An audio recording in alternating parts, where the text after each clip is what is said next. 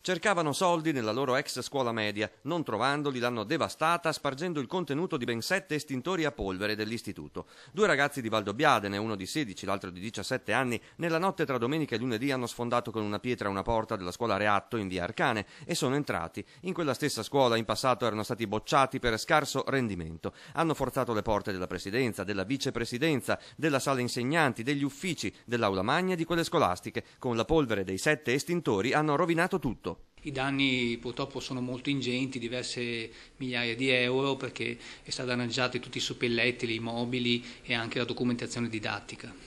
In più, lunedì dovevano svolgersi gli esami di terza media. Il personale della scuola è riuscito a spostare la sessione nelle aule del seminterrato. Intanto i sospetti dei carabinieri di Valdobbiadene si sono concentrati su 2 ragazzi che qualche giorno prima avevano controllato proprio vicino alla scuola Reatto mentre stavano sparando alcuni petardi. In caserma, davanti ai carabinieri e ai genitori, i 2 ragazzi hanno confessato.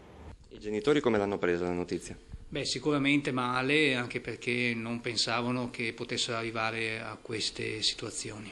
I 2 minorenni sono stati denunciati alla Procura dei minori di Venezia per danneggiamento aggravato di edificio scolastico. Sarà il giudice a stabilire come dovranno risarcire gli ingenti danni che hanno causato alla loro ex scuola.